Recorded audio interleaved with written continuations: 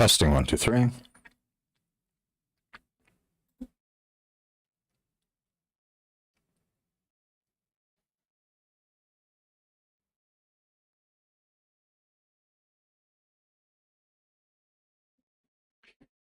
Hello, folks.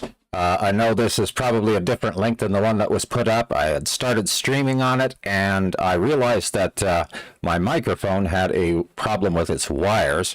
So I fixed that, and once I fixed that, I realized that I had to restart my broadcasting software for it to work, and that cut the stream. So that's why there's two here. However, I know that there are notifications that go out, and you will get here eventually, and it's important for you to know that sometimes technical problems happen. We are moving forward, though. This is a powerful and important broadcast for every one of you here that has an interest in the occult, and I've talked for several years about all of the different transcendent principles that I could come up with to talk with the public's in mind, because there's people from all different walks of life and all different levels and levels of interest even. And I wanted to make sure that a lot of these principles were understood first. So there are many things that I put out in the broadcast playlist that you'll want to take a look at, and that is going to, of course, talk about the need for preparation and ritual, the need for your intent and your emotional control and psychological profile to be there in order for you to successfully work magic on a consistent basis. And so now, as promised in the last video of 2022, I'm going to start talking about some practical things you can do to do magic and not just talk about it. All right. Now, I do not do rituals as a demonstration on a public platform. The reason being that this is something very important to me, and I don't like to do that for entertainment. If you want to have more demonstrations of rituals being done, that's what we do on the private side. We talk about the transcendent principles, but we also do magic. Great to see you in the chat there. Yes, I know sometimes my microphone does some different things. It's an old microphone. We tape things together and keep on going because we're not interested in making money. We are interested in making an impact. So that's why sometimes it's great to see you here. Now, we're going to start with how you begin doing magical practice. And I'm going to talk about one of the most important foundational principles and how you do it in this video. So stay tuned, grab a cup of coffee or a pen and paper. We are starting right now.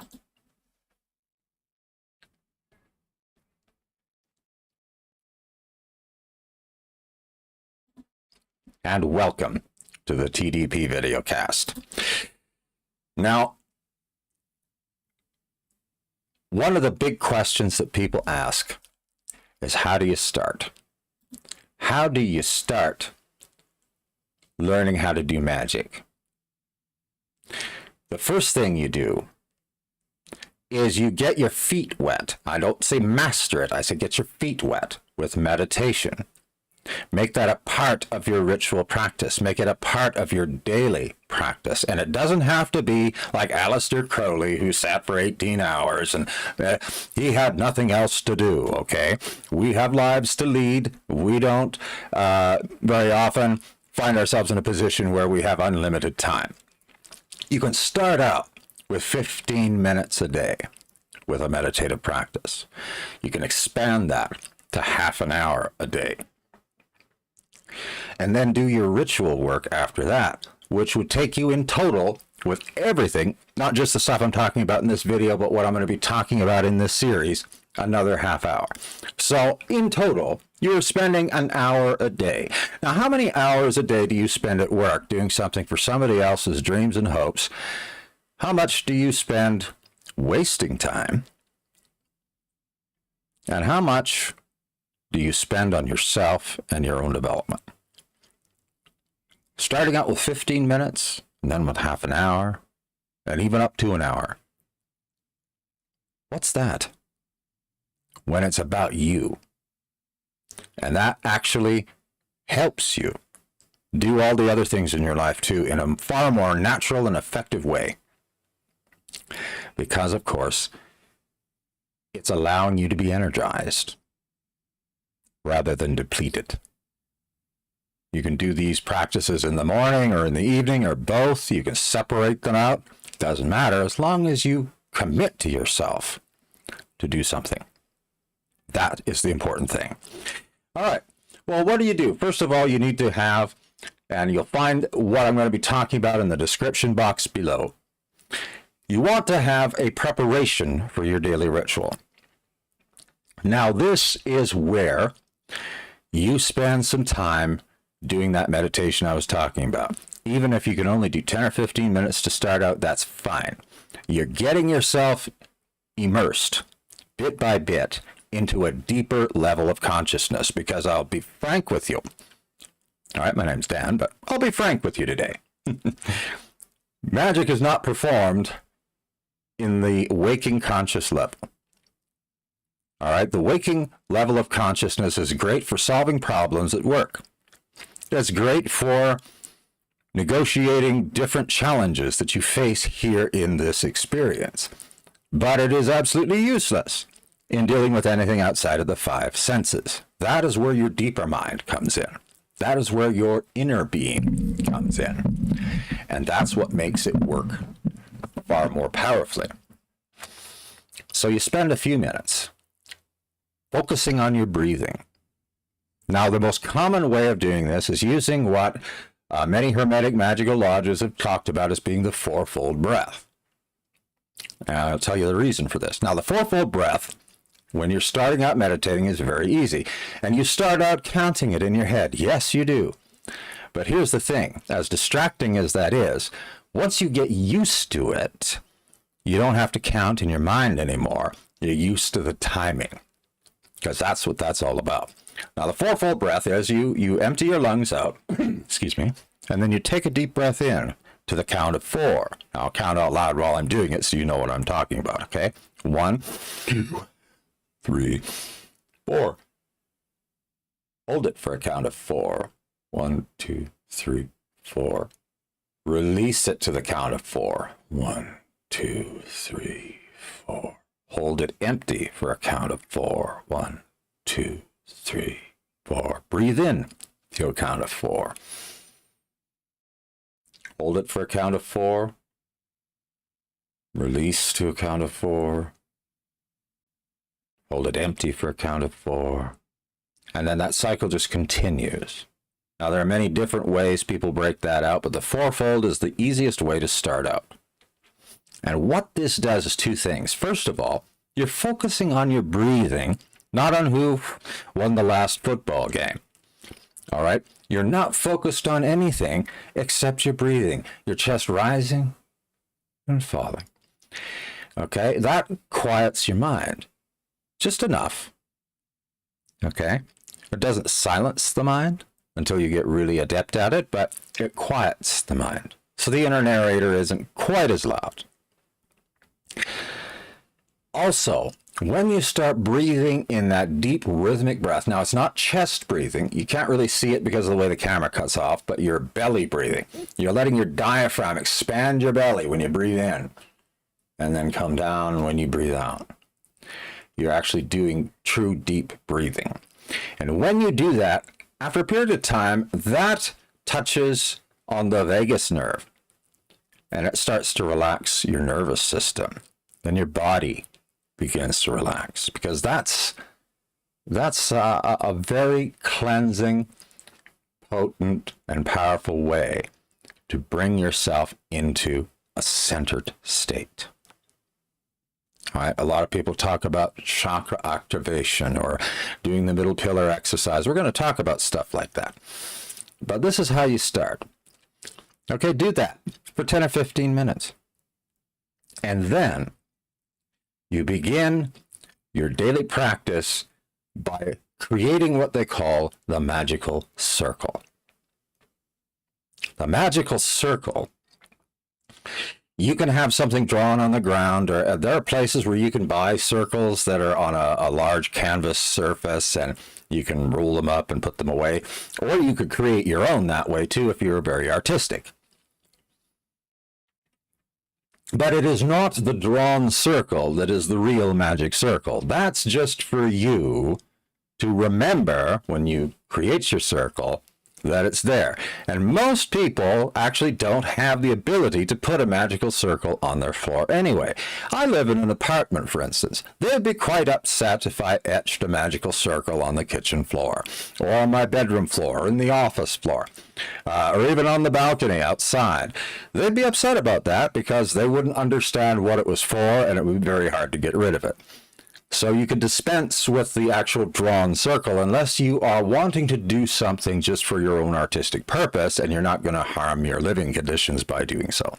The real magical circle is the one where you, in this now altered state of consciousness, are drawing around you. And you can actually walk around and draw a big circle, or you could pivot in place and project it outwards. It doesn't matter. I'm going to get into how you do that in just a moment. But that circle is an expansion of your aura. Okay? It's an expansion of your personal space. That's what the magical circle is. There are many people that go and quote old grimoires saying, you know, the magic circle protects you from harmful spirits. It'll protect you from some, but it will not protect you from your own stupidity. So remember, when you're doing magic, to always research what you're doing before you do it, because you don't want to call something forth that is going to stay with you, even if you don't like it.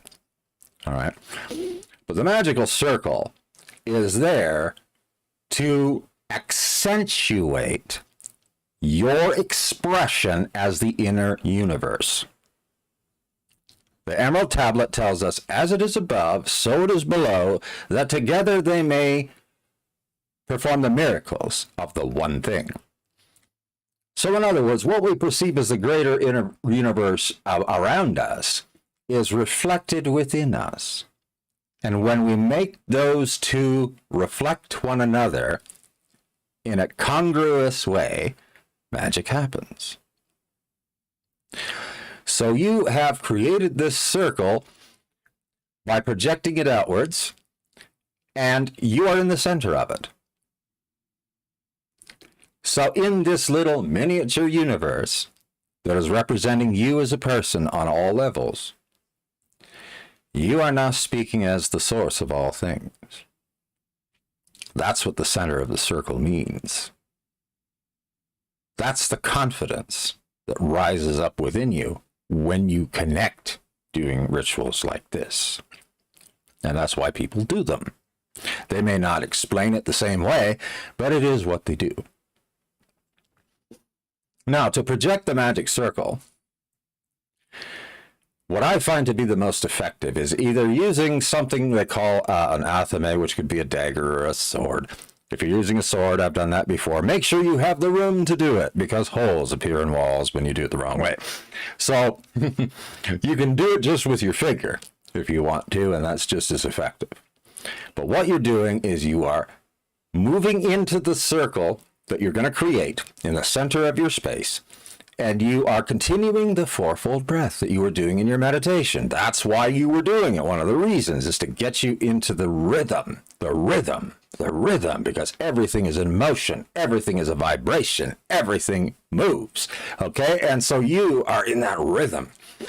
And as you breathe in, you bring that energy in to you from every pore of your being, or you can visualize it as something coming down through the crown of your head if you like the chakra system.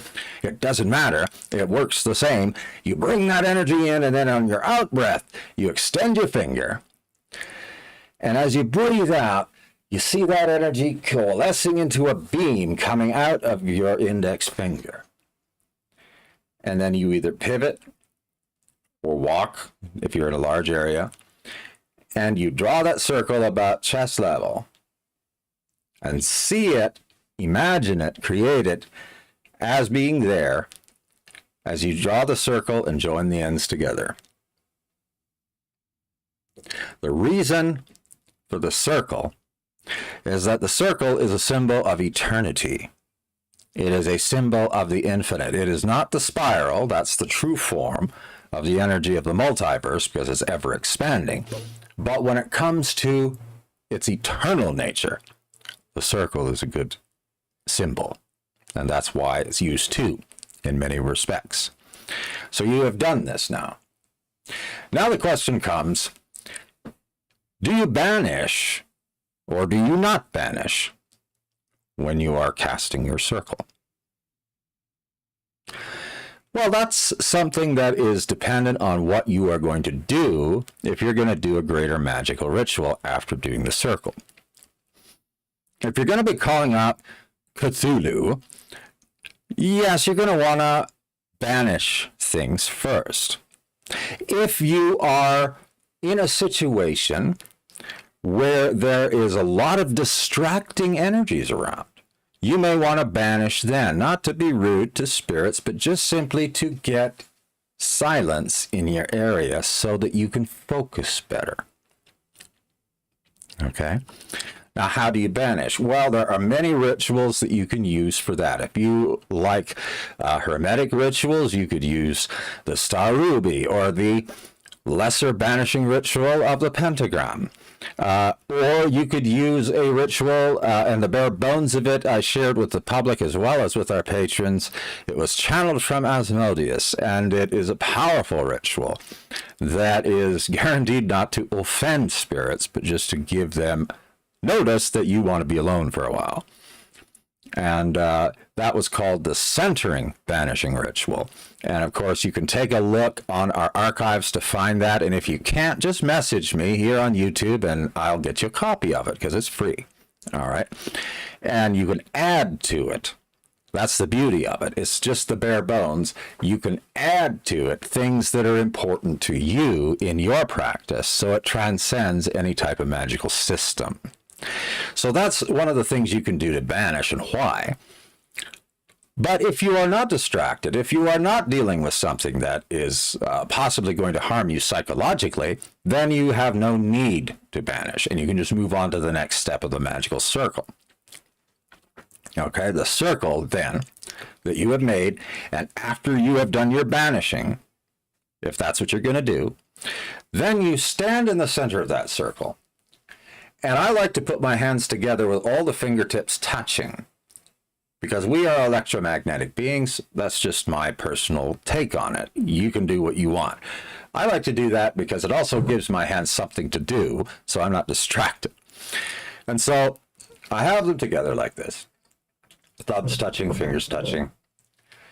And as I breathe, I sense a beam of light coming from far off in the multiverse, farther than I could notice, coming down through the center of the crown of my head, down my spine, all the way through my spine, and then down past my feet, going forever and forever. Okay, I noticed that.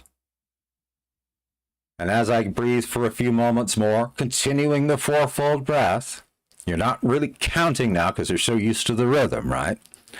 I'll see a beam of light shoot out in front of me, and then out behind me from my heart at the same time, going off forever and ever, both in front of me and behind me. I'll notice that and still have that central axis in my mind's eye too. You don't release that.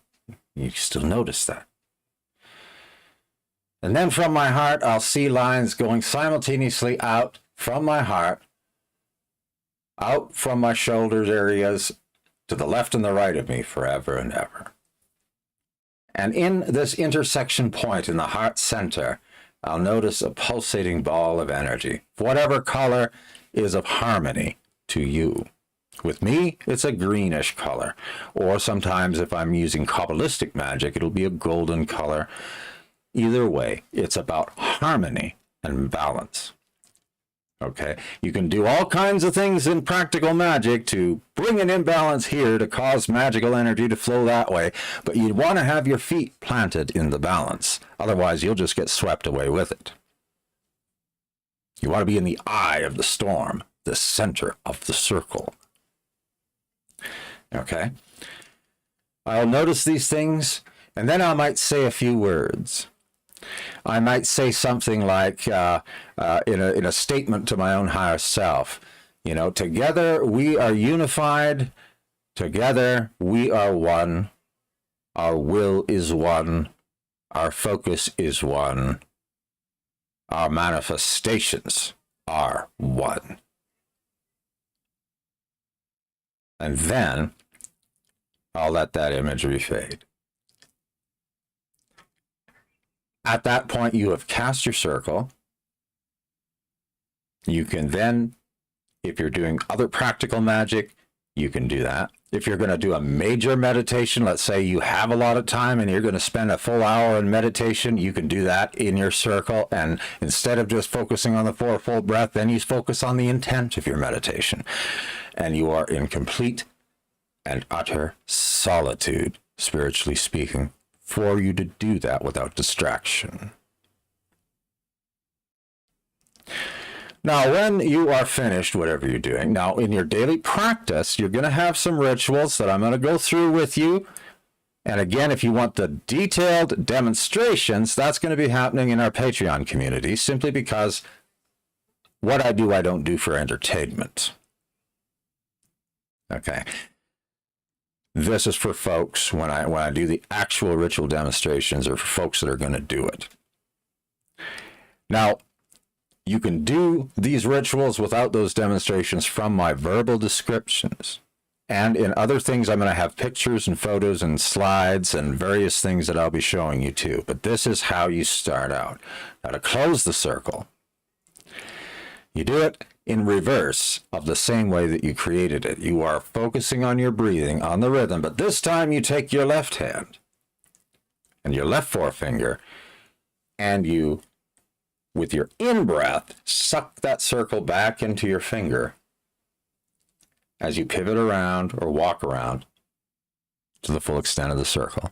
And you reabsorb that part of your energy, because that's what it is, back into your being. Center yourself, and you are done. Now, what you would do if you had involved yourself in banishing is, just before you do what I just described, you would banish once again, just to make sure everything is in silence. Now, this is a foundational practice, because the magical circle focuses your energies, focuses on you as the little universe, so to speak, so that you can push and present and create what you will on the astral plane, so that it will strive with all its power to manifest in the physical. All magic is actually performed astrally.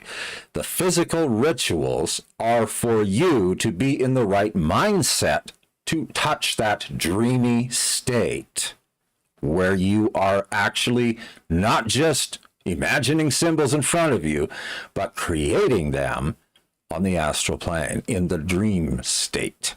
That's what the rituals are for. And the magical circle helps you to focus that, and that's why it's protective, not because it's a barrier. Other spirits cannot harm you anyway, unless you give them permission to do so. Now, here's a statement that a magician in Canada, a man named Donald Tyson, said that was very true. He said this, I believe, in the book New Millennium Magic. And he stated, you know, nothing can topple the human soul, but the human soul can be deceived into toppling itself. We can be deceived into giving our power away. And this is why, with all of the programming that we've had throughout our lives, that I emphasize so much the principles, because if you do not get yourself out of that mindset where you are a powerless being and the victim of something on the so-called outside of you, when you do magic, you can actually harm yourself, because that psychological aspect of things It can create problems that seem real, even though they're not. And doors can be opened in your mind that you may not know how to close. So that's why I talk about purging past programming, because that programming is false. The truth about who you are is that you, as an individual being, are a part of the all, and the all has no competition for its will or its power. It's all there is. Otherwise, it wouldn't be the all. Okay? And beyond the all is nothing. Not nothing there, but no thing we can ever understand. And that aspect with the all is also within you, and you are within it. That's the connection. And the higher self is like the conduit through which we are able to experience that in as far as we are able. Practicing magic starts with the foundations, and this is what you need to do every day for a while. All right, and I don't mean just for a couple of days. I mean, there's people that I know that have been practicing magicians for as long as I have, and they still do this every day because it's an expression of who you are, and it just continues to build its power and to reflect that back into you and your practice. So I hope this is something that's a help to you. I'm going to just take a look in the chat for any questions. I see some spam. We'll get rid of that later. But you know what? Whether you're on Facebook, whether you are on YouTube or Twitter, and you have an interest in the real thing when it comes to occultism, I'm not talking about doing things sensationally to impress people and entertain them. And you know what? There's people that do that that are very sincere and very legitimate in their practice. I'm not dissing these people. What I am saying is that in the middle of all of this, you have to sift through so much to find something real. While what is real is often something that doesn't look like very much. It's not the golden cup with the diamonds on it. It's the little weird-looking clay cup that's sitting on the edge of the table that nobody notices. That's the real one. So I encourage you, ask questions. If you want to have more detailed demonstrations for a pittance, you can join the patron community that we have on Patreon. You'll find links to that below too. And access to some of the most extensive resources on the entire Patreon platform. I have been told by several people that have seen the archives that I have up there for my patron community. So the choice is yours. But we start with the fundamentals, because once you are able to master the fourfold breath and get your feet wet in meditation, creating the magical circle, knowing how to make it, whether you're going to do it with a very complicated ceremonial magical ritual or whether you're going to do it as simply as I described it here today. Learning how to bring that circle or that expansion of your aura back to you. Because you see, this circle that you created is not just a static circle like a hula hoop, okay? The energy of that, because it's an expansion of your aura, is a full 360-degree bubble around you. And it's important, I believe, that you draw that back into yourself after you're finished, because it helps you to maintain your energized state. You're not letting energy just go. And even just doing something like this every day will change your life. It'll change the way your energy feels. It'll change your health. It'll change the way that you experience life in general, because it continues to expand your awareness, because you are exercising your entire subtle body by creating that simple magical circle. And then when you do that, we can move on to how to banish something, which is what we're going to talk about in the next video. We're going to talk about how to call a spirit, to communicate with it. Well, first we need to know how to banish, and we know how to create a magical circle. So with that, I am just looking at any questions that people might have. I hope that this is something that is a help to you. And thank you. Thank you for being here. I'm Daniel, the host of the TDP Videocast. Until next time.